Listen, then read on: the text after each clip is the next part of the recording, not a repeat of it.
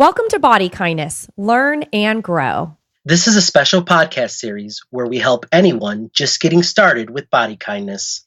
We're reflecting on how we have evolved since our earliest episodes. I'm Rebecca Scritchfield. And I'm Bernie Salazar. Let's get ready to spiral up together.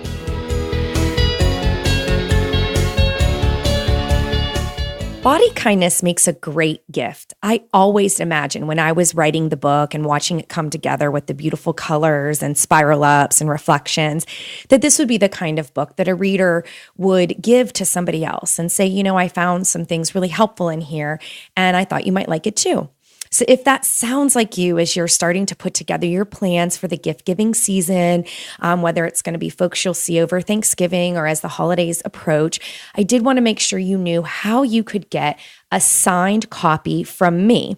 So this is for a limited time, and while supplies last, you can visit bodykindnessbook.com/order and find out how you can get one or more copies personalized and shipped anywhere in the US. Now, if you're listening outside of the US or you want to send a gift outside of the US, just shoot me an email and we'll figure out how to work out the logistics. So that's Rebecca@bodykindnessbook.com.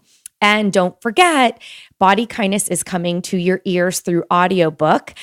It's on December 25th, and we are about to enter the pre-sale. So what you're going to want to do for that is visit bodykindnessbook.com/pre-sale, and that's where you'll get information on the perks and bonuses that I'm offering that you can't get anywhere else if you go ahead and pick up the audiobook as part of the pre-sale offer.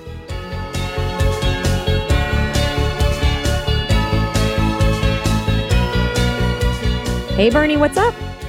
Hey, Becca, good to be back. Happy to be talking about episode 5 and where I'm at now. I had a chance to re-listen to it, and there's some interesting stuff there, so I can't wait to dive in.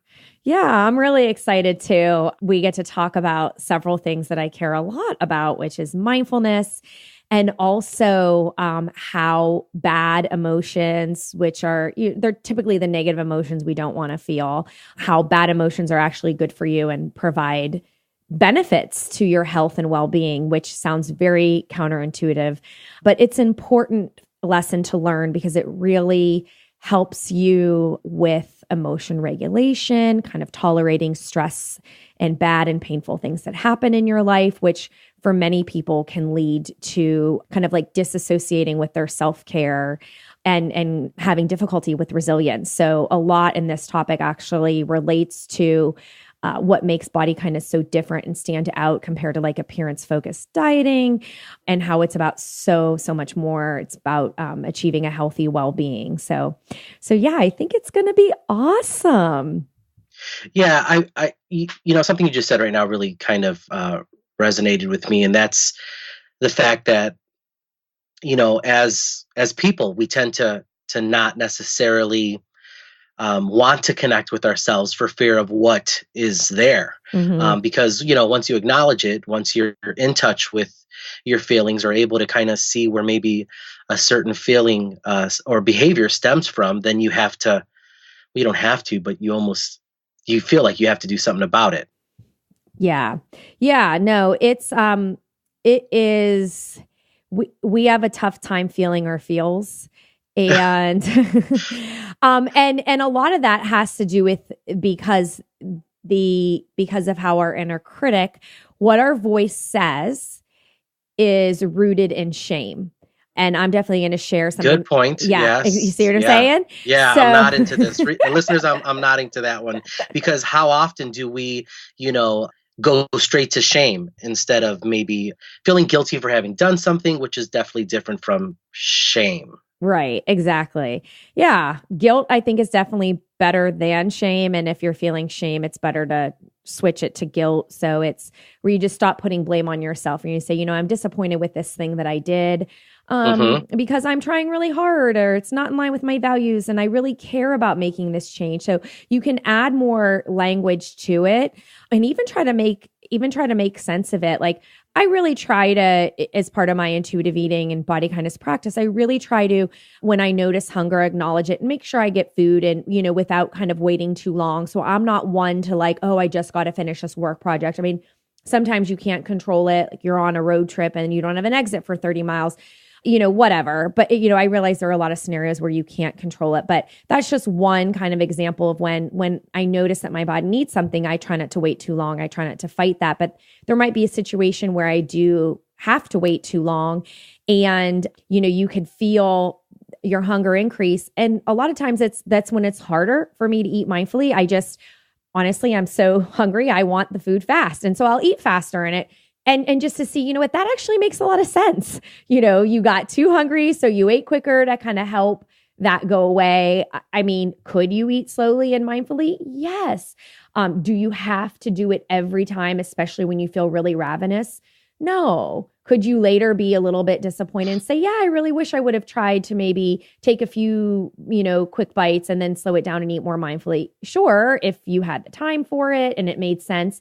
But, I think a lot of people, when they don't find any beneficial purpose of emotional eating, or they don't find any, it's that critic, oh, you should have eaten slow because always eat slow. Well, okay, now you're turning it into rigid external rules again, which might as well be a diet.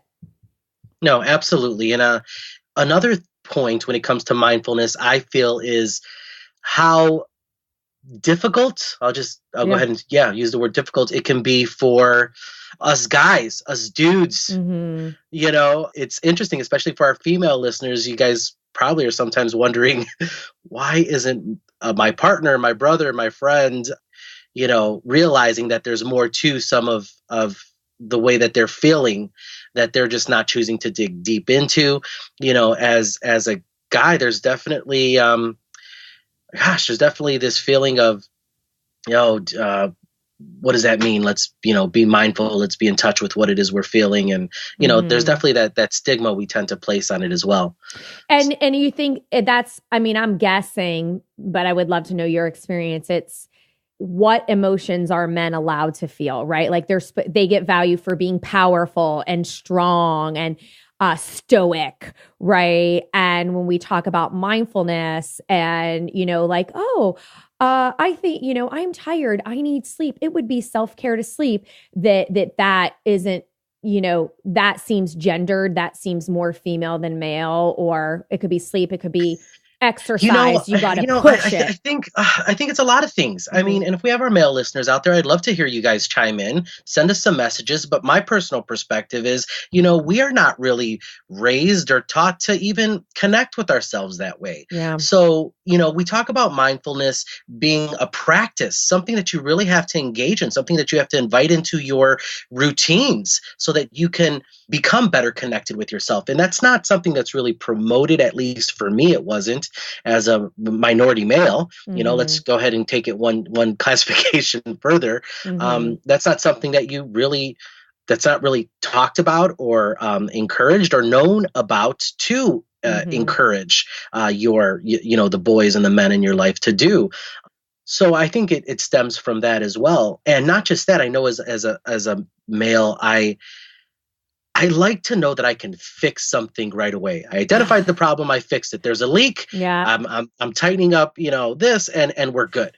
And mindfulness necessarily, I've learned over the course of these years, struggling with incorporating into my life and doing a better job of it, that it's nothing that is going to be fixed quickly. Yeah. I'm so glad you brought that up, because I was thinking about bringing up like why I think generally my clients struggle with it or people struggle with it. And I was going to bring up the concept of time, which is exactly what you were saying, right? Like first of all, dopamine reward we get from noticing immediate rewards. We have to train ourselves to think about the longer term benefits. But if we don't have hope and confidence that putting time into mindfulness is actually going to help and work for us, then we don't have the motivation to try. But it's also going to be something that competes with our time. So that absolutely, what you said just resonates 100%. Yeah, no, I mean, and it's something that you do need to put quite a bit into initially, to kind of get yourself in that mind frame and to not see that quick return or something's, you're having these traumatic breakthroughs, that can be, disheartening to quite a few people. I know that for me, when I was initially thinking about, what mindfulness is, how can I incorporate it into my life? What difference is it going to, how's it going to impact me? If you don't see those things right away, then you tend to kind of disconnect as opposed to to connect. Right, right. Well, we're going to have an interesting reflection today. So for the listeners, what we're going to do, we have another reader question. Bernie's going to read that, but we're going to answer it on the back end of the show. So you're going to hear an edited down version of a show from about 2 years ago where I was first talking with Bernie about mindfulness. And the conversation really led to making sense of how his negative emotions related to some of the emotional eating that he started to disclose in the previous episode. And we started to have conversations about how these bad emotions are beneficial for your health, and just gently introducing the practice of mindfulness. I didn't really give many skills, like things to try, but I'll hit that up in the reflection and we'll answer the reader question. And we're going to get a really exciting update from Bernie on how he's been doing with it in the last 2 years. Absolutely. Let's first go ahead and read our listener question from Catherine. Catherine says, how do you break the cycle of being kind to your body through movement, but not engage in over-exercise? I feel like I'm on autopilot, and just thinking about skipping a morning workout makes me nervous. I know this is harmful. Such a good question. There's a great reason to have this question in this episode reflection, because I actually think it's going to be her mindfulness skills that's going to help her make the progress that she's looking for. It's good, right, that she's aware that it's harmful.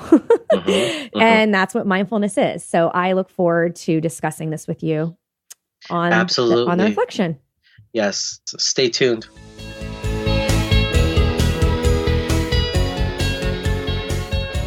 But truthfully, our last episode has been on my mind pretty much nonstop. So I appreciate the chance to reconnect. We had been focusing, as you know, on intuitive eating and emotional eating for our first book club, and it rightly deserves a lot of conversation. I do think we'll be bringing that up again in the future. It's just a key element of how we practice body kindness. But there were some things you said on the last episode that I wanted to, I guess, jump off of for our topic for this week. So I'm just going to kind of rehash where we're at and get the conversation going. I'm ready. Let's do it.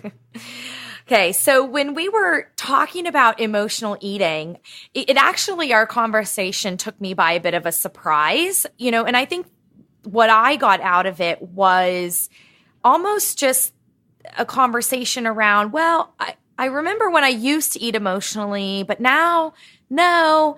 And then you dropped what, kind of felt like dropping the bomb on me. You said, I feel numb. And if you actually go back and listen, you'll kind of notice that my pause and I just go, and that's kind of therapist speak for I need to fill the dead air and think about this for a minute, because and we eventually got there with about that numbness is a type of a feeling, and really a true lack of attunement, which from intuitive eating is a connection to your body. And connection is one of the 3 core body kindness pillars.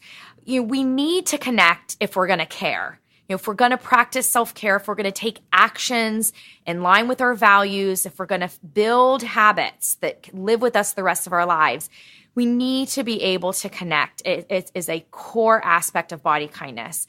So it was just fascinating to me. And of course, I understand being a new dad and, the schedules come up and there's lots of things that come up.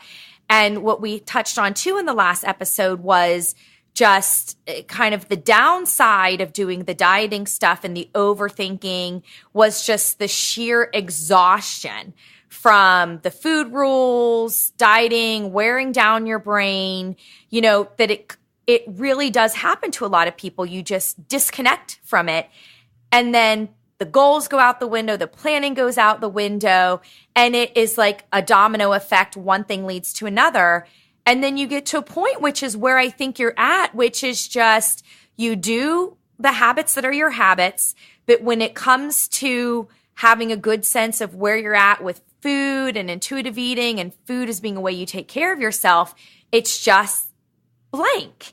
So at any rate, it makes perfect sense to me that this is going on, but it really kind of shed light that, you're definitely not alone in this situation. And it could be really good for us to talk about how we rebuild a connection. And we do that through mindfulness. So that's going to be our topic of today. And I purposefully didn't share much about it before you because I wanted to just really try to get your gut reaction and ask you just off the cuff, what are your thoughts when I say mindfulness? What do you think I mean? Well, when you say mindfulness, I'm thinking, I guess, thinking about what it is that you're doing to nourish yourself. Being present would be another way that I would describe being mindful. A lot of being in tune with yourself would be another way that I would describe mindfulness. But it's so funny because here I am, and I'm doing my little pause, and it's not a therapist pause, it's just a Bernie pause. When you say mindfulness, to be honest, the first thing that comes to my mind is how am I treating others? Mindfulness. I get where we're at and what we're discussing here, but who I am naturally, when you say the word mindfulness, I'm thinking, are you being kind to others? Are you being supportive of others? Are you being positive to others and for others? Are you being considerate of somebody else's emotions, feelings, needs, wants? So, yeah, you listeners out there, Rebecca is amazingly tricky because she didn't send me some of these show notes, and now I'm realizing why. And I do love these candid conversations. But yes, if we're going to have this very candid discussion, when I think mindfulness, I think of my approach towards others. Okay. Well, everything you said, I agree with. Mindfulness essentially is, like you said, presence. It is an awareness of being able to describe what's happening, what's going on right now. In order to be mindful, it requires to be able to sense the present moment. And the way our brains work, we spend a lot of time thinking about the past, about what we did before, or we think about the future, what's coming up next. And we actually spend very little of our time. I think the past around stat is around 5% of our thoughts are in the present moment. So much to the point that we have to exert effort to be mindful and to be in the present moment. And you even saying your honest answer about, well, I think about how I'm treating others, that is mindfulness, because in order to be having those thoughts, you first have to pause and you have to remind yourself that you care very deeply about your relationships to others. And that mindfulness is when you stop to think about things that you really care about. And observe. So, observe is another good word. Also practice. It is a practice. You don't reach some sort of mindfulness destination. Here I am with the Buddha. I'm mindful, which is why I asked you about it. A lot of people misunderstand it. They think it's, mindfulness is definitely meditation. And I'm not going to sit on a meditation pillow and fold my hands and go, and that's, while I support that, and I think that meditation is definitely something I'm going to be talking about later because there's some good research I'm going to share on it. And, it's just, that doesn't have to be extreme either. But the reason why mindfulness is so, so important is, we're eventually going to do a podcast where we talk more about habits in detail and what it really takes. But you cannot begin to fix problems you aren't aware of. The starting point is awareness. And in order to have awareness, you have to pause. You have to ask yourself, what's going on? What's going on that matters? What's going on that I care about? What means something to me? And that is mindfulness, being open and aware of just, hey, what the heck is happening? Well, I was going to say, and I'd like to add to that, because I have had those types of conversations with myself throughout this journey. I think honesty is a big component in there as well. When I find that I'm most honest with where I'm at is when I feel I'm able to identify maybe what I need to start giving more attention to in my life. Because I'll admit, I sometimes lie to myself. I tell little brown lies to myself to cover up maybe a truth that I don't want to accept or am unwilling to really look at. So I would throw that in there as well, Rebecca. Well, I'm glad you brought that up. It is, as soon as you said it, I looked back at my note that I took when I re-listened to our last episode, because I had written down the word trust, because we had gotten in a conversation about one of our listeners sat in Chicago was saying that she didn't trust herself, and you could really relate to having times where you didn't trust yourself. And really, body kindness is about building a trust and an alliance. You build trust through the practice of body kindness. And really, at the core of body kindness is a commitment to your self-awareness and being mindful. And that's how I created the pillars of love, connection, and caring. It is a mindfulness-based practice. And so, you're absolutely right. You don't have trust or an alliance with yourself. You don't have those things until you are willing to practice honesty. And that means facing things, facing truths, which opens up the bucket of pain. Oh, yeah. Pain, discomfort. Those are feelings and emotions that we don't want to feel. We have to be vulnerable. We have to be open. And when we have those negative feelings, it hurts and we'd rather run. So we could tell ourselves the white lie or the brown lie, as you say, we could tell ourselves these little lies because we don't have to attach. We don't have to approach the situation. We can avoid. And when we're avoiding, we're not being mindful. And so you're absolutely right to be open and a willingness to be honest. And that means being okay with experiencing pain. So I've talked previously about all emotions are good, even bad ones. Emotions give you information. So even the negative, bad, painful emotions that say, oh, this really hurts. Yes. But if you let the hurt be there, let that uncomfortableness be there. Maybe there's guilt, maybe there's shame. And just a quick reminder of the difference. Guilt is I did a bad thing. So it's okay to feel guilty if you did something, you said screw it and you ate emotionally. You said screw it and you skipped a workout. It's okay to say, I feel bad about this, because guilt can be a motivator when you say, this thing I feel bad about is not in line with the person I'm trying to be, and that's okay. Self-compassion. I have permission to flub. I have permission to make mistakes. I'm a human being, right? Mm-hmm. But shame is the bad one. Shame is perfectionism. Shame is I'm a bad person. And shame is locked with judgment and inner critic and perfectionism. And that line of thinking, that approach does not lead to body kindness, because you can't become the person you want to be. You can't live your values when you're beating yourself up all the time. So it's a really interesting, you don't get to any of that without mindfulness, which is why we're talking about it now, because you have to pause and be willing to scan and say, what the heck is going on right now that I care about? It does mean getting in touch with thoughts and feelings.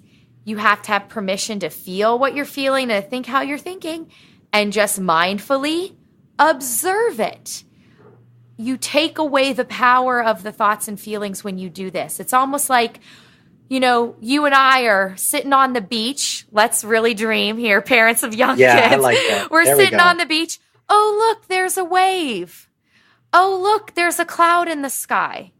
Oh, look, this kind of neutral observing. Oh, look, there's people walking along the beach holding hands, or we're not on the beach. Oh, look, there's cars driving by. Like, you can really take away the extreme power of these intense thoughts and feelings, once you notice them. Again, going back to you and numbness is like a step before. I'm not even willing to acknowledge that there's thoughts and feelings in the room right now. I'm just numb, And I said, you were not alone. No wonder you're at a place of numbness when you were at the point of, unless I'm killing myself ready to puke on a treadmill, it's not good enough. Or unless my food is so clean and empty of anything positive, what's the calories? What's the protein? What's the salt? You washed all that away in your desire to be healthy. You washed it all away. And you said last episode, like, I still can't taste a hamburger that reminds me of childhood. It's because so much of what a hamburger means has temporarily been wired out of your brain. And so part of your journey back is to continue to exploring hamburgers and the taste and the mood and the emotion that feels good again.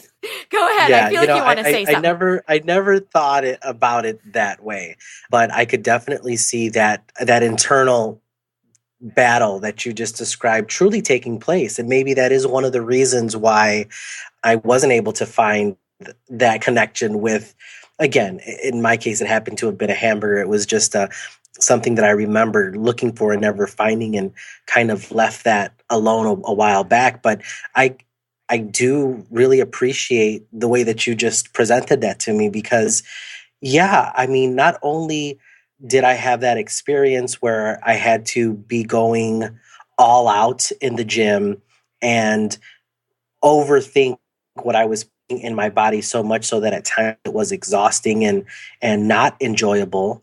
Yeah, I can see how that could lead to this feeling of numbness. And I remember when we were talking about how what we were going to discuss on our last podcast, I was genuinely worried about what that conversation was going to look like, because I knew I was feeling numb to it. And here we're talking about emotional eating, and I'm like, well, where do I fall? Gosh, this is sad. I can't even say I'm emotionally eating because I'm void of that, or I felt as though I was. Mm-hmm.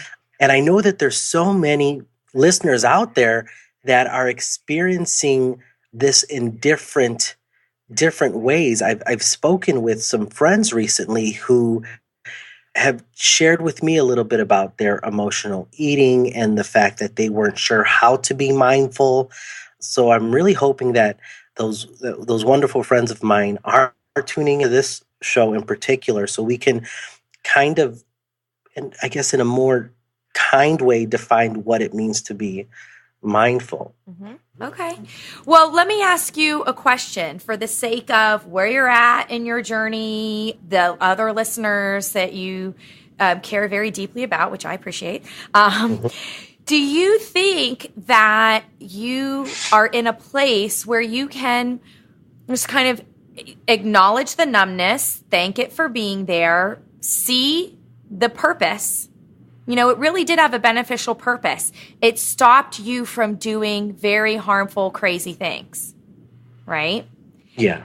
So truthfully, thank it for being there, in some ways saving you from, dangerous, disordered things, and start the process of walking away from it. So in the sense of it's going to be there until it's no longer needs to be there for you. You're not trying to, shun the numbness. It's kind of, again, this mindfulness observing, okay, I'm noticing numbness, but let it be there until it doesn't need to be there anymore. But just almost kind of closing that chapter, like, now I get it. I see where, for better or for worse, I'm a human being, and there are things about my past that I don't think are good for me in my future and the person I want to be. And I see how numbness was beneficial, but now I want to start the process of connecting again. No, that's very interesting. I never thought to thank numbness. I will give that a go. But I guess I never really thought as numbness as even something that I guess had its own role and was serving to do something potentially even positive. Yeah, you've definitely have me thinking now. So that's interesting, and I will see how I work this out with that. Sure. Well, just to highlight for you, because you're questioning the positivity of it, things could have gotten, much worse in disordered behaviors. The numbness prevented that, and the numbness is leading to connection again. So do you see what I'm saying? There's the positive. It's you creating your health and happiness and your body kindness future. The numbness needed to be there to bridge the two. And for our listeners out there, I am shaking my head in agreement. I see him in the video. I am shaking my head in agreement. I know that doesn't really come through here in our podcast, but what Rebecca is sharing with me is has left me in a very pensive state right now. But yes, I'm willing to hear what it is you're saying, and yeah, let me internalize that. Let's revisit this one. Cool. Okay. Sure. You can't begin to fix problems or take a new direction without having an awareness. And sometimes an awareness can be very painful, and because it opens you up to vulnerabilities. And this is just a daily practice of paying attention to what is going on and think about, okay, something I care about is at stake here. So I care about building a healthy relationship with food. I care about stopping my emotional eating. And I've observed that planning is important. So I'm noticing I really don't want to plan right now. I'd rather lay down and watch TV, or, I'd rather do a million other things. I'm noticing procrastination. Don't judge it. Let procrastination be there. It's just a cloud passing in the wind. Let those things be there. But what you'll see is, if you think about something I care about's at stake here, allowing yourself to notice the procrastination, notice that you're not planning, and noticing that it impacts something you care about, that can serve, without a lot of extra effort on your part, as a reminder, as a nudge, and hopefully a very self-compassionate way. Hey, you know what? Yeah, we don't want to really do this, but I also want the benefit of eating balanced meals today. So you know what? For better or worse, I'm going to plan. And I think you'll start to see through the month that you get better at accomplishing the goals that you've already set for yourself by taking it back to step one and letting yourself be aware. Oh, I'm not hungry, but I'm reaching in the bag for chips. Okay, I don't have to judge this. I'm making a mistake. Why don't I just take my hand out of the bag and fold it up and let me go do something nice for myself? So you will naturally, without having to memorize some big crazy book of rules, by being mindful, if you think about, what do I care about? What matters to me? You have an inner guide, an inner wisdom, a caretaker that knows, okay, I think this is the better choice for me. But we're going to start with mindfulness and let that other stuff evolve kind of naturally within you, within me, within every listener.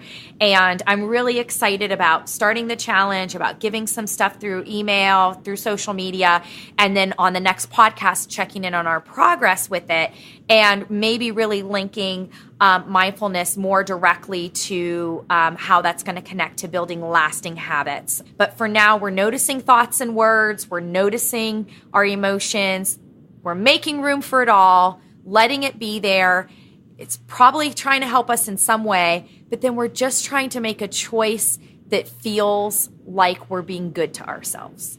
Make sense? Absolutely. And one thing that I noticed too, Rebecca, in your explanation of this challenge is the fact that not only are we acknowledging and taking the time to notice things, but even in your explanation to me about the emotion of numbness, we are looking for the positive in everything around us, because I know naturally for me, it's so easy to go towards the negative and how it's negatively impacting myself. And I have said this to people in my life before, it's just the way your outlook, the way you look at things. And I really like the way that you explain this, because it has forced me in the course of this conversation to start shifting to the positive in things again. Mm-hmm. And as a guy, and I'm going to go ahead and throw this out there, as a guy, when you hear mindfulness and tuning in with yourself, there's some kind of a opposition to it initially, but I think that has to do with the fact that maybe we find this to be a very hard exercise because it questions maybe who we perceive ourselves to be, the manliness, the not, truthfully, it's probably because this is a lot harder than it seems. It is. and that's what I want our listeners to know. Guess what? They don't call it a challenge for nothing. This is going to test your ability to first of all, really become more so in touch with yourself, with the moment. And I think for me personally, one of the challenges in this challenge is going to be retraining myself to look at the positive in circumstances where I would have gravitated towards the negative. Yeah. Well, just a couple of points to send your way related to that. All very, very good. Humans are naturally pessimists. We've evolved that way. I mean, we're around because our ancestors were really, really afraid of the lions and tigers and bears that were chasing them. The ones who were chill, like, let's be friends, they got eaten. They were dinner. So yes. We are naturally pessimists. And in all interaction, we are feeling creatures where our very first instinct, we're making a snap decision. Is this a friend or enemy, friend or foe? Am I safe or am I in danger? And even like when you and I see each other, we have a memory. This is, oh, that's Bernie. He's my friend. I'm safe. I'm good. Walking down the street and a stranger, oh, am I safe or am I in danger? So it is a basic, we're trying to perceive what is going on, and then we make sense of it through our thoughts and our beliefs, which is based on past experiences. So it's natural to be pessimistic. It's in our DNA. And then genetically, some people are more pessimists than optimists. The most important thing to know is that optimism can be cultivated, and you could be pessimistic about certain things and more optimistic about others. So, but what you brought up was actually something that's called benefit finding, which is choosing to try to look for the good in something. It's not Pollyanna. I can't stand Pollyanna shit. I cannot stand that, oh, just read this quote and everything will be magical. I really, there's a lot of unhelpful quote gurus out there. You don't get better by taking bubble baths. You don't get better by reading positivity quotes. You have to be able to be authentic. But those things can be helpful, and mindfulness can be helpful. And so it's really about you cultivating the kind of person you want to be. It is within your control because you make the choices. And I think you saying, ooh, I don't know, this mindfulness thing, I'm having doubts, practice your skill by I'm observing like clouds floating by, me telling myself this is a bunch of bull crap, this is hocus pocus, this shit ain't gonna work, and you just observe that. That's part of it. And you take away their power. You let it float by you, and you still make the choice to participate in the challenge anyway. And that's exactly it. So I'm glad you had these self-doubt thoughts. Notice them and move forward anyway, because you are an open person who wants to explore how being mindful can impact your health, your happiness, your relationships. And that's why you're doing it.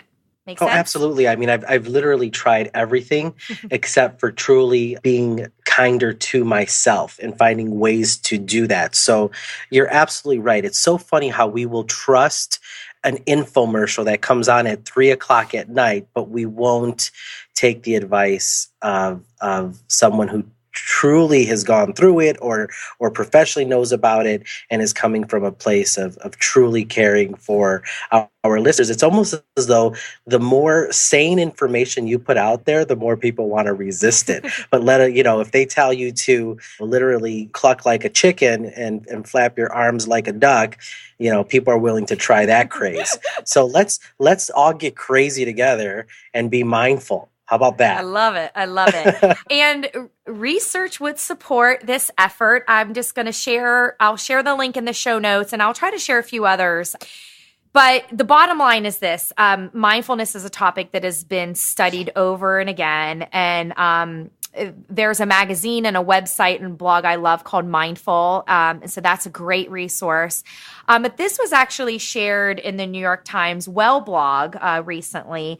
And it was, just to kind of give you an idea, it was a small study, but it was 35 unemployed men and women. So they did not have jobs.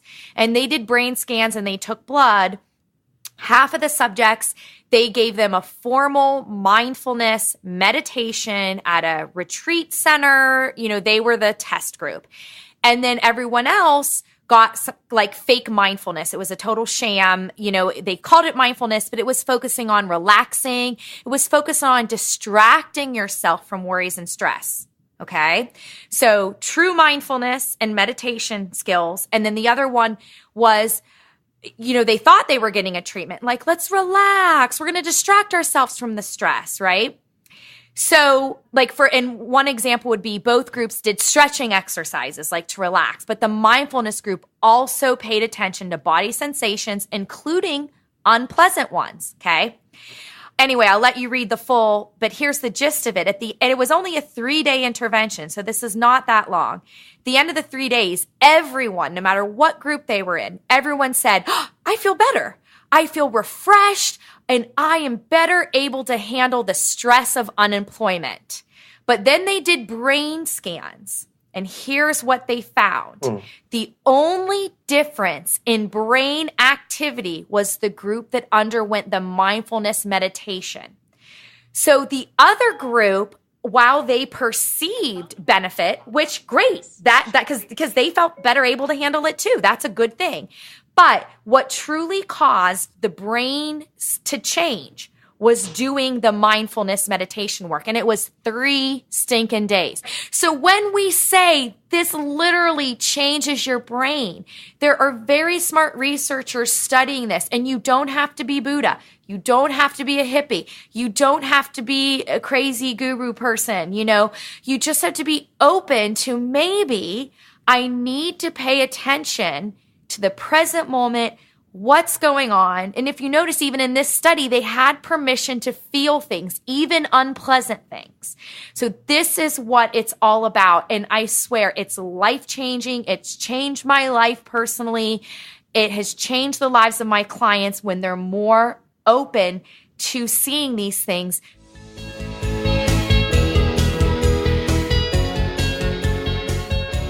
Welcome back. We're at the reflection portion of this episode where Bernie and I are going to share our updates for where we're at with mindfulness. So I'm so curious, Bernie. I know it's been a couple years since we first started talking about mindfulness. And as discussed in the episode so far, there was a lot of potential barriers for you. One of them just even being the idea of, I'm a guy. Should I do this? So I'd love to hear your perspective. How have you learned and grown, with mindfulness, with your attitudes, with maybe what you've been able to put into practice since we first started talking about it? So several things, and I'm excited to talk about this just because it has been a struggle. And I think that that's something that I need to share with our listeners. Mm-hmm. It's nothing that has come easy, and it's something that I continually remind myself that is a good thing and necessary for me in order to continue to grow in my journey. So as a male, I think that, we kind of talked about a little bit in the tease. There's those, it's just not necessarily nurtured or talked about much as we are being raised for males to necessarily be in touch with their inner feelings. It's more like, hey, get up, dust yourself off, onto the next thing. Mm-hmm. So to be able to connect. That's a very important point. I know parents listen. That's a cultural construct, right?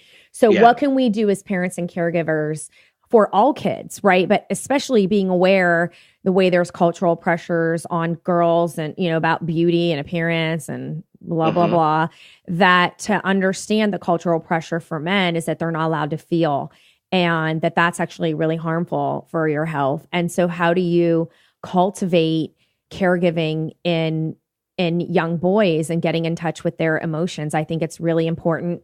One thing that I heard was that everyone should get a little boy a doll, because that's how they learn and practice caregiving. And I'm sure that could be a whole separate episode, but I think that you hit it. Like, this wasn't cultivated in you since a young child, so why would it be a habit now?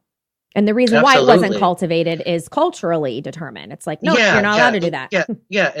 Absolutely. It was like, stop crying or whatever. I mean, and they're just one of those, that's just a comment it's said so casually. Suck it up, stop crying. Yeah. What are you doing? Gosh. Yeah. So I mean, there's that surrounding, men in mindfulness. It's what exactly is this? What does this mean?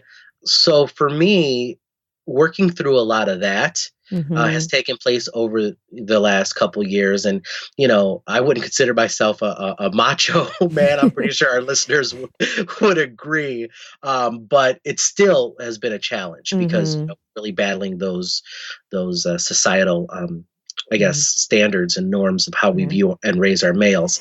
So there's been that, and realizing that being mindful as well. Here's another point that's really come quite a long way. I always felt that it was something that was, to be honest, really granola, really, really touchy, like hippie. Yeah, absolutely. So I'm battling the fact that it's not necessarily a guy thing, age. And I'm not a quote unquote hippie. Not that that's a bad thing. Yeah, I love me some hippies. Got quite a few hippie friends, but it's true. It's like there's this vision, right? I've said before, like you don't have to be the Buddha. Forest, yeah. Like you have on your Birks, like things are, like the sun shining through, the tree canopy. Like it's gorgeous, this thing. I just didn't have time for it, or I didn't picture myself as that person. So one thing that I really have discovered is that it doesn't take the amount of time and even connection with nature that I thought it previously did. And that's coming from a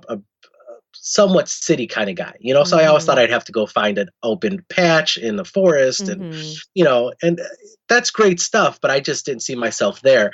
So realizing that being mindful can be captured in moments where you are feeling sometimes you're most confused or vulnerable, and that you don't have to spend the whole afternoon to try to make sense of everything. It's more like, I'm frustrated. This is the reason why I'm frustrated. I have several ways that I can address this frustration or try to deal with it.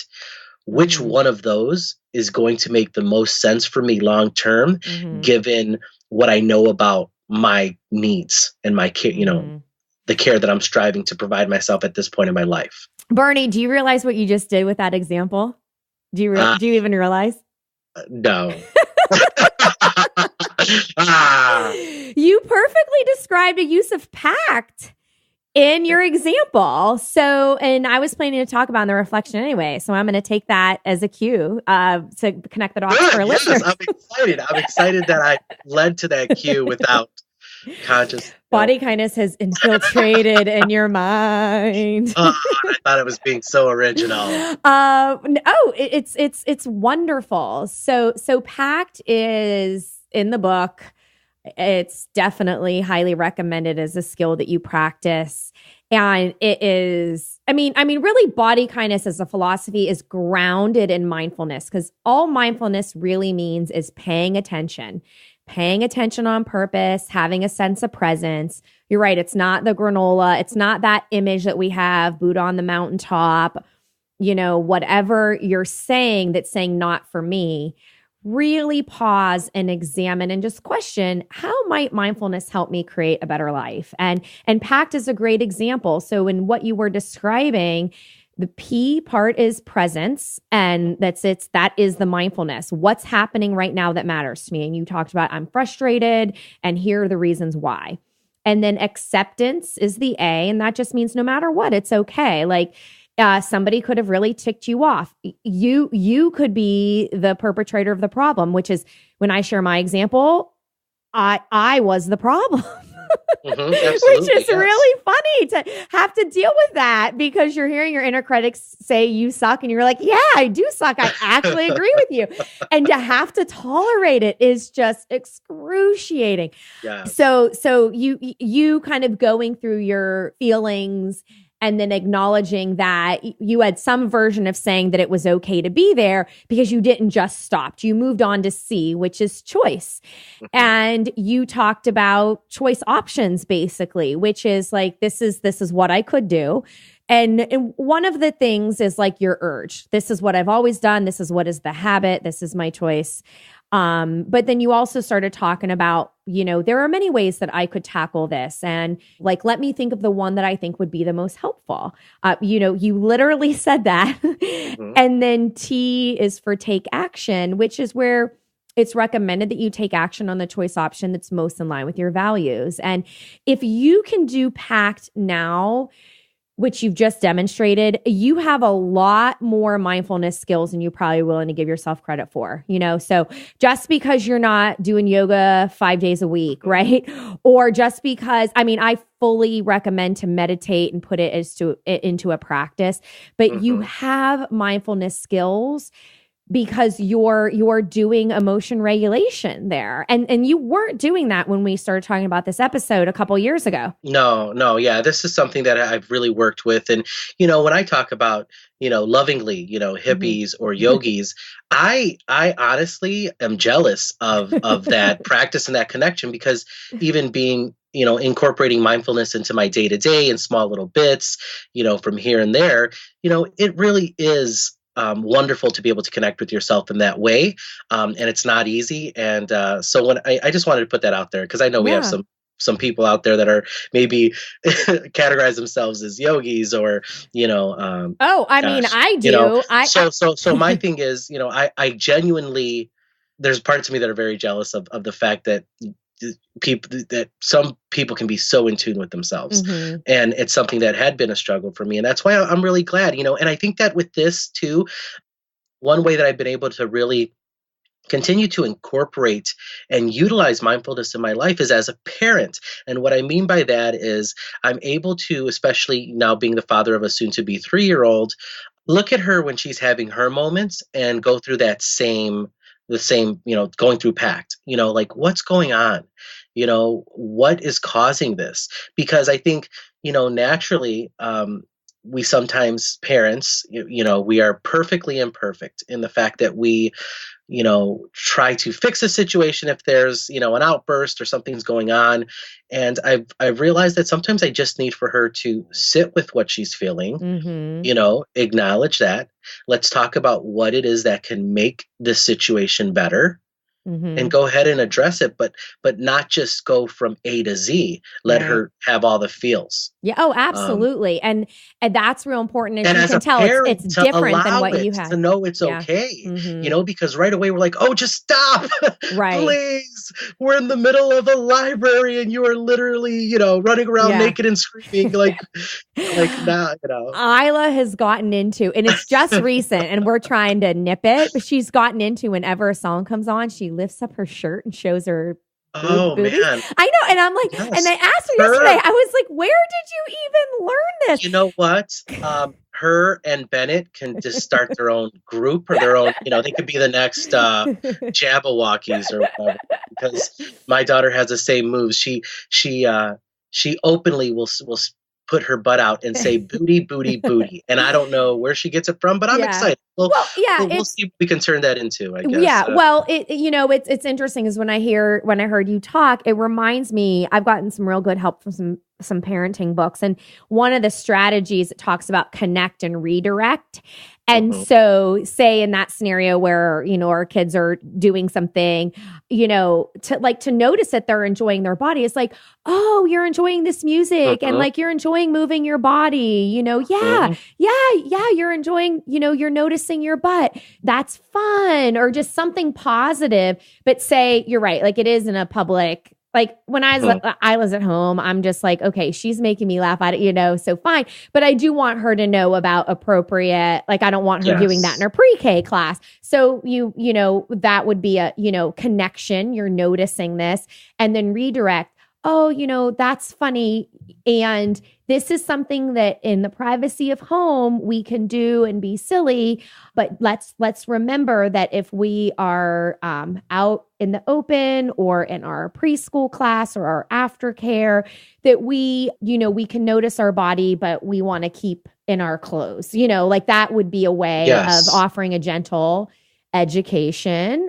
And I love it too, right? Because that is literally your extreme toddler assessment of mindfulness. Right. But as adults, we really, it's almost like, I go back to like a Peter Pan scenario where we forget that, all of these things really come from, a younger self, and that it's okay to start addressing these and to be, again, more in touch mentally with yourself and emotionally, and to start addressing that. And I think that for me, once I was able to break down my own internal stigmas and prejudgments about mindfulness, I was able to see how helpful a role it played in my life. Yeah. And that, out of all the things that we share here too, and I'm just going to say this, and, you got to make it your own.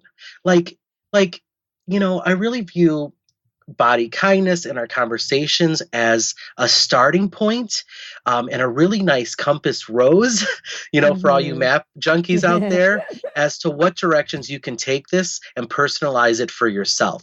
And I think that's one of the main things that I've learned over the course of our conversations is being introduced to a concept, looking at it, flipping it around, juggling it, and then saying, hey, wait, I can use this, but this is how it's going to look for me. And when I've given myself permission to mold it to my needs, it's when it's been the most effective. Yeah, 1,000%.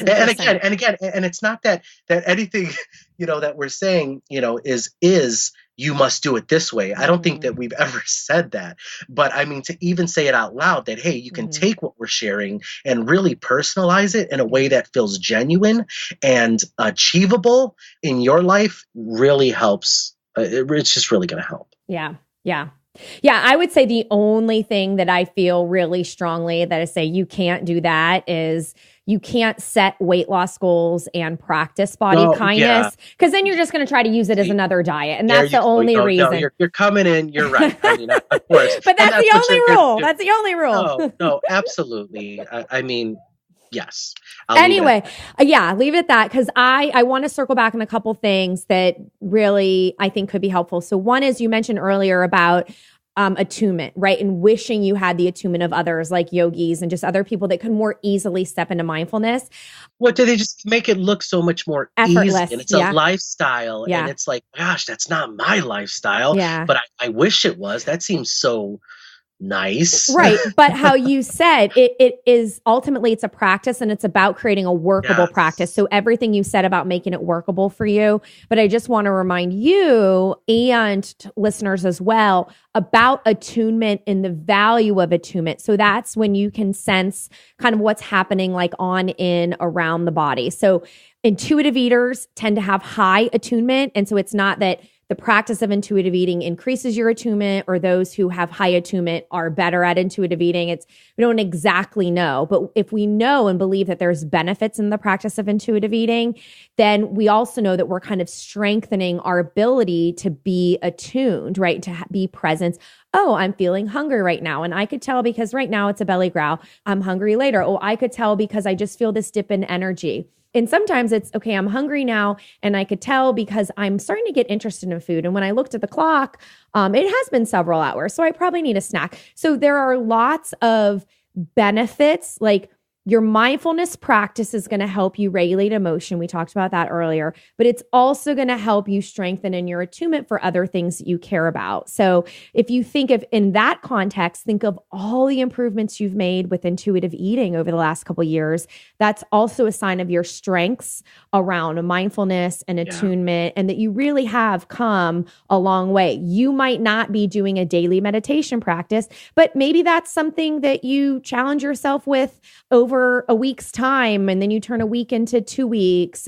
Like you can always give yourself an interesting challenge. That's true, because there's times where, I mean, you and I will connect personally, and we'll talk about, taking some time out of your day to actually, meditate or be more in tune with yourself.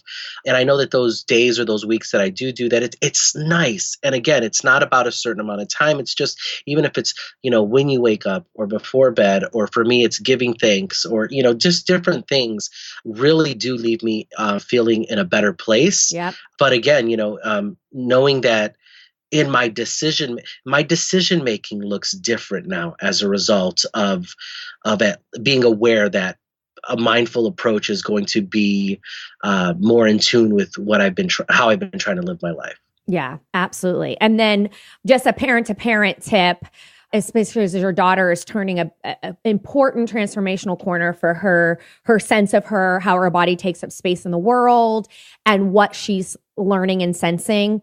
It is a great time for experiential learning for her. And yeah, it doesn't have to be in the forest, like you said. It could be a playground in Chicago, it could be, but in that sort of mutually beneficial, right? So you're doing something caregiving, and it could literally be where there's some mulch and a few flowers, right? And you sit down with her like in the grass, and you're like, and you touch the mulch and you put it through your fingers, you're on her level, and like you might say, this is mulch and this feels rough. And you put it in her hands and let her put it in her fingers.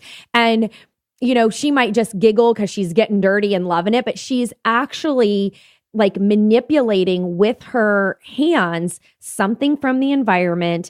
And that whole thing is mindfulness. Like she is learning about the world around her. You might pick some blades of grass and rub your hands over it. So, like this is green grass and this is very, this feels smooth. And, let her do that. No, I love that. And I think that that's so needed at this age. I see her naturally do some of that, but I definitely love the conversation that you just described, because I think that, as caregivers, as her parents, it's going to be fun to kind of engage in that way. So I'll definitely look forward to trying that. We're really big we're just members at our local museums. So we try to get there as much as possible. And they have a lot of biomaterials or artifacts that they, really share with them. So that's interesting. One thing that I noticed, and this may be off topic, sorry, listeners, but you're going to do this little thing here. I took her to a music class the other day. I think I'm going to enroll her in a drum class. She just took to it. Yeah, it's going to be wonderfully headache. Headache, but she loves it, so I'm going to do that. But one thing I noticed was we went to this music school, and they had this little jam session going on for anybody who wanted to pick up an instrument, and she just kind of sat back, looked, and observed like what's going on. Like you could see her interest in it. But this is all leading to this observation, which was I encouraged her to pick something up and kind of, use it and contribute to the group. And it wasn't just in that particular setting, but in other settings, I've realized that of course, she's going to stick close to dad and mom, and that's normal and natural. But recently I've heard her say, "Oh, I'm sorry, Dad," if she drops something, and I'm like, I was like, sweetie, you don't have to be sorry. You need some Daniel Tiger. You need Daniel Tiger. It's okay to make mistakes. Try and fix them and learn from them too. Well, I love your singing, and I'm a big Daniel Tiger fan, and we could literally have a whole episode on Daniel Tiger songs. Daniel Tiger saves the world. I almost sang one at the beginning of this thing. You should. It was a music class. Do it. Engage I'm with talking the about on our vulnerability. podcast. I'm talking about our podcast. But the reason why I bring that up is, as an adult, there's times where I almost, and I don't want to project onto my daughter, right? But I know that there's times in my life where I feel like hesitant to take up more space. And I think that that stems from maybe having lived life in a larger size, that I don't feel it's my place or fair to take up any more space. And I don't want that to happen. This is all part of, to me, this is, I'm really reflecting on, and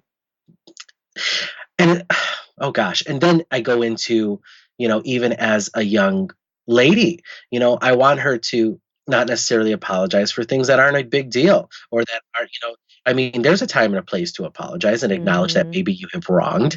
But when you drop something, or when you're trying to navigate through a space, I don't want her to feel as though she should shy away or shrink a bit. Like, don't, So, but I'm not trying to preach this to a 3-year-old. Right. I'm just trying to, reinforce the fact that she doesn't need to apologize. And I think it's different because I guess what I've been seeing in some of the things, in some of these classes or museums that or situations that I take my daughter in, is I don't see so much from the boys. I don't see that, like, oh, I'm sorry. No, they knock stuff over and they're on to the next thing. It's just like, boom, gone. Right. Like, yeah, I knocked that over. Yeah, you were building that for an hour, but who cares? I'm gone. Yeah. Anyway, but I bring this up just because I really feel that observing that in my daughter has also led to me being mindful and observing it in myself. And I'm like, oh my gosh, am I passing this on, subconsciously? And what does that look like? Yeah. I mean, so that is be curious and aware and thinking about what could be the next helpful choice. And there's so much that you said in there. Literally, I have chills over it because of just, there's some special connections to what you were saying, something you brought up and something that I struggled with yesterday. But this is what I want to say for right now. You're 100% right that, our culture cultural constructs are just passed through generations unless we put our foot down and teach people how to resist the culture, which then ultimately that will be part of what leads to culture change. So like her being apologetic. So she's young. She might be saying sorry because that's one of her few words that she has. And again, kind of in that connect and redirect, what you could try is something like, oh, honey, do you feel bad because you dropped something? It's like, yeah, sometimes we make mistakes and we might feel bad or sad, but I want you to know that people make mistakes all the time. And it's really okay to make mistakes. Do you remember when we watched Daniel Tiger about mistakes? What does he say? And see what she might recall from it. And just really connect at her age, I would say be more about connecting with her, that it's okay to drop things or spill something, and even say, this is how you learn. This is about learning, and nobody's perfect. Yeah, no, it struck me as so odd though, Becca, because my wife and I never, we're not like, oh, you spill your orange juice and you never say you're sorry. We just never. Yeah. So, I mean, it's just something, I'm like, where's this coming from? Like, so anyways, yeah, that was something that, but there, because I do think you have a point though there, I had something with Audrey in kindergarten where there was a situation and she was expressing rage, and it was actually appropriate as I got more and more information about the scenario, and the teacher and I talked, and we agreed that it is important for girls to be able to feel anger and rage because our culture doesn't set us up for that. So yeah, it is.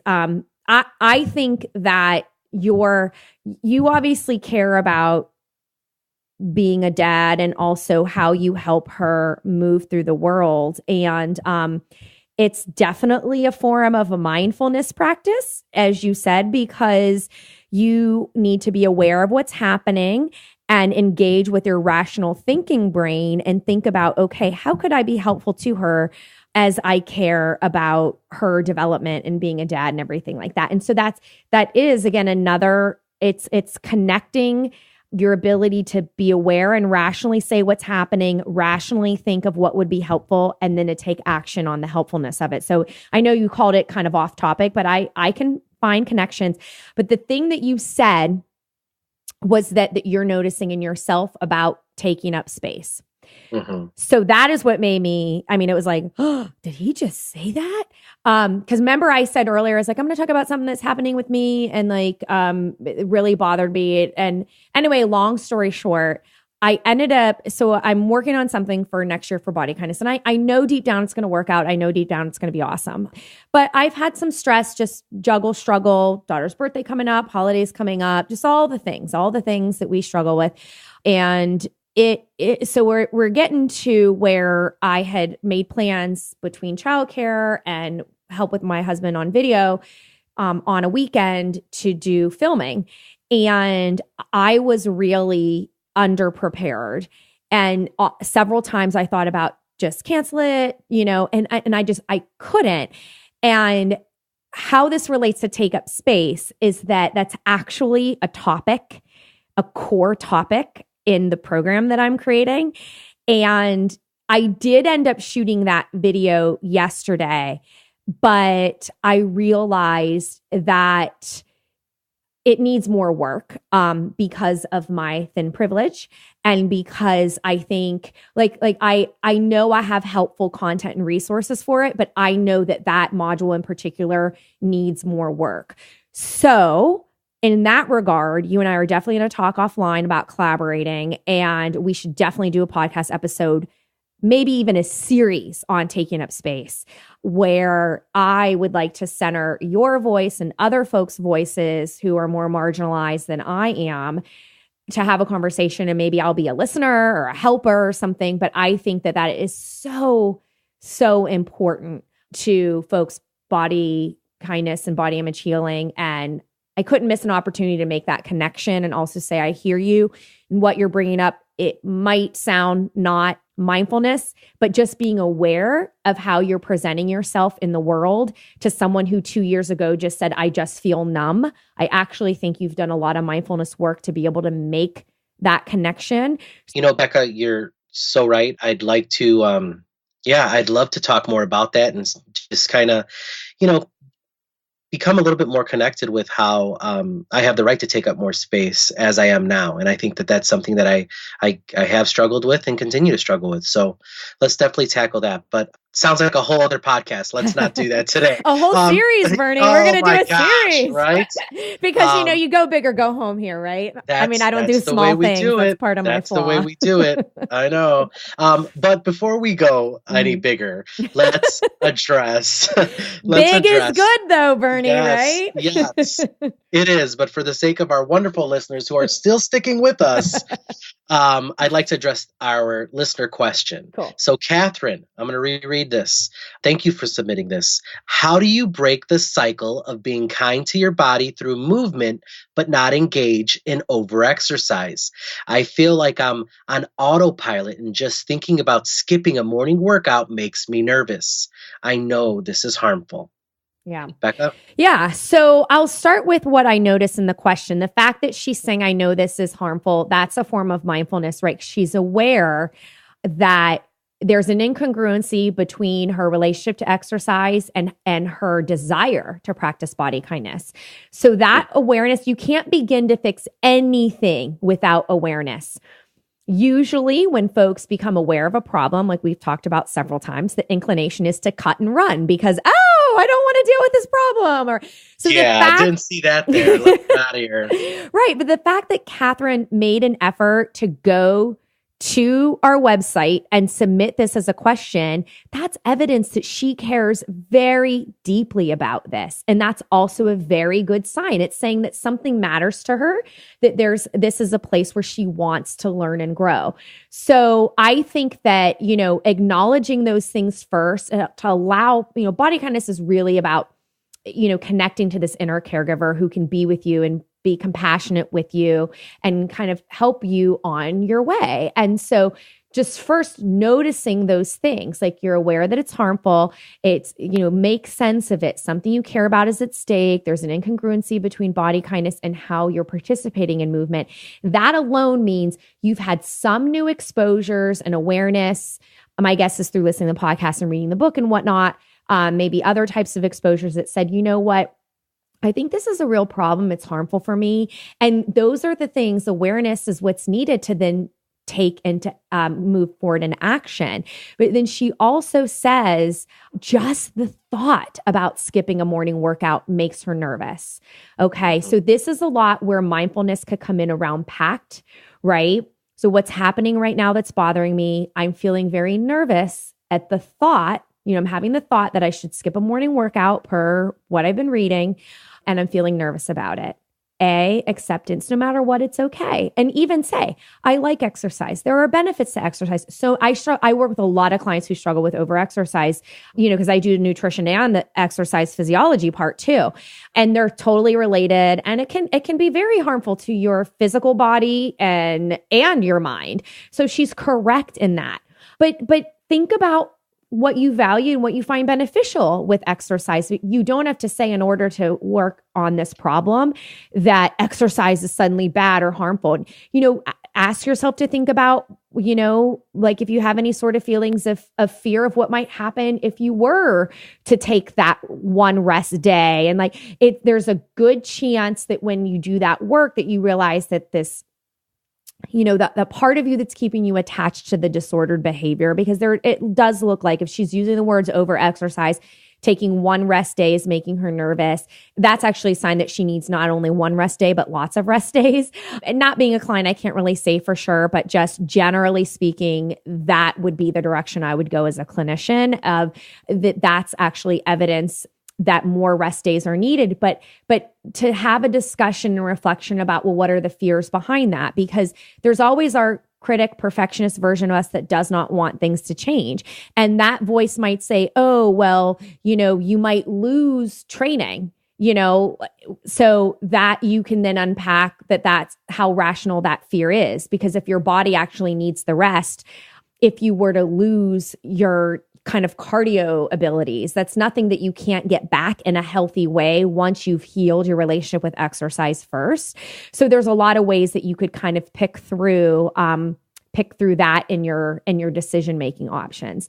But once you've, made it, accepted exactly what's happening, then you can move on to choice options, right? You've had a chance to think about it and say, well, on the one hand, I could just keep being afraid and do nothing.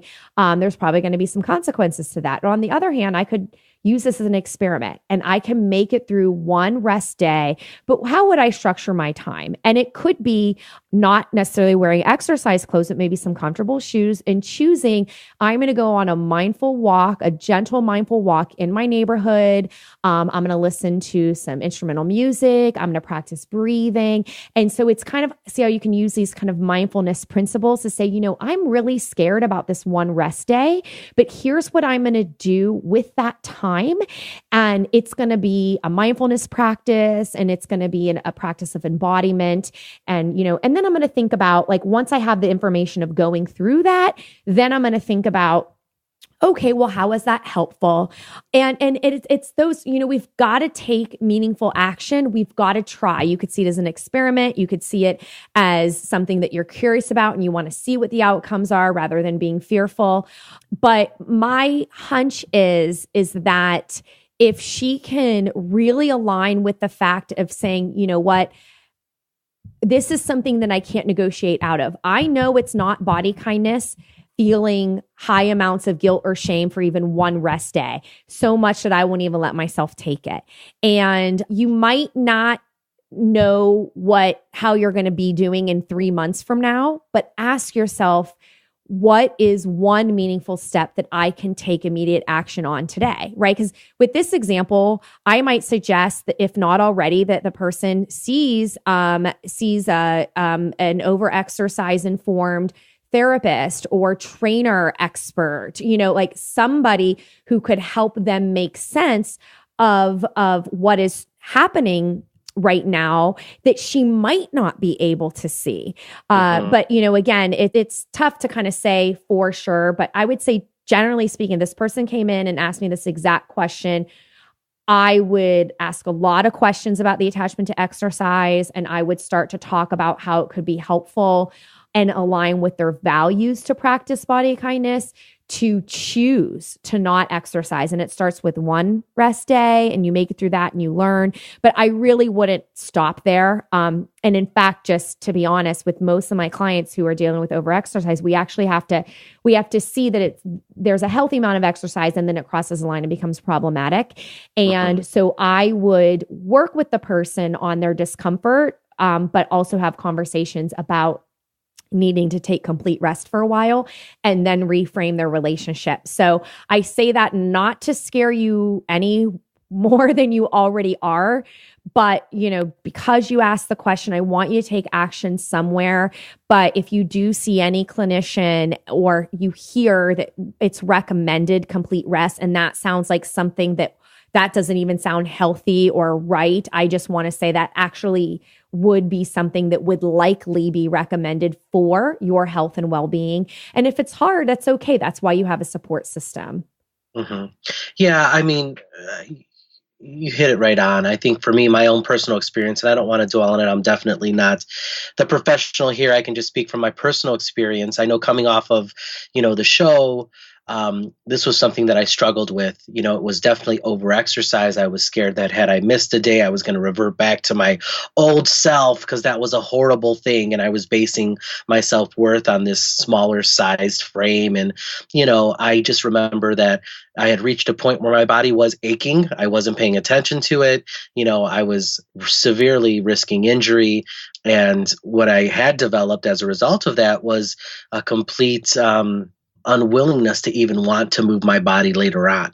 So it led to a lot of different issues for me. But I mean, everything you said, Rebecca, in identifying some support for this and maybe speaking with a professional is good. One thing that really helped me out, I can say, Catherine, was taking the time to kind of dive into how beneficial resting your body can be. It sounds like you're someone who is very vested in themselves, and even researching some of the positives and in how your body is recuperating can kind of settle your mind a bit as well, so that you see the benefit that you're providing yourself. I know that those types of things worked for me when I really dove into, how is this being beneficial to me when everything around me and everything I've been told is telling me that it wasn't. Yeah.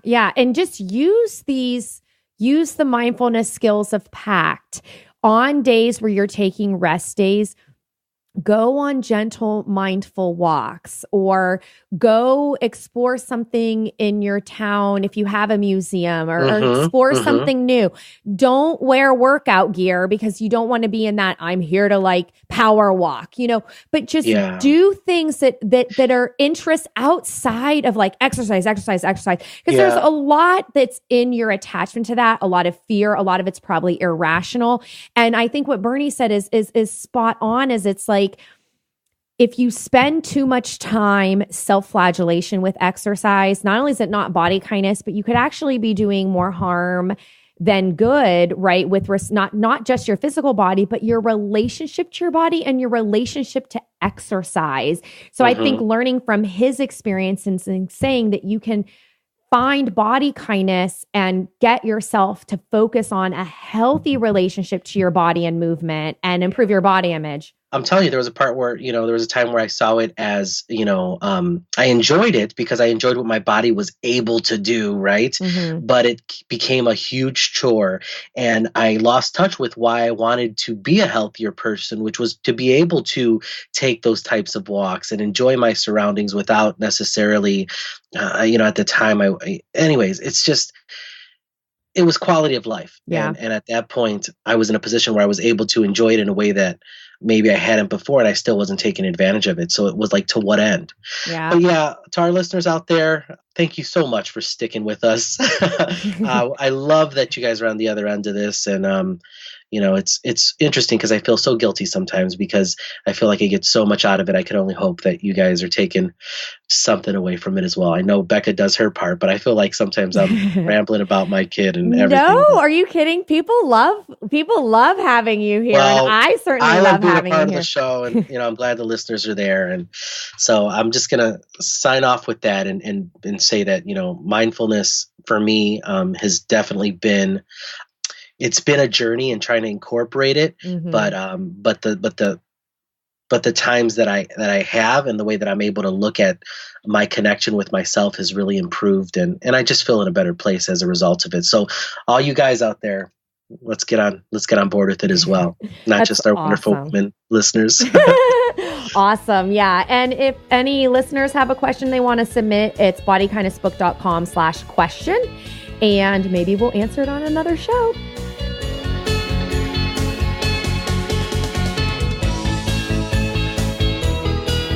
And that's a wrap on today's show. Let's continue the conversation on Facebook. Just search Body Kindness Podcast and click to join. And if you can contribute to the production costs for the 2018 podcast season, visit gofundme.com/bodykindness. We love ratings and reviews. Please do that. And don't forget to let your friends know that Body Kindness is one of your can't miss podcasts. If you have questions, comments, or guest recommendations, shoot me an email, Rebecca@bodykindnessbook.com.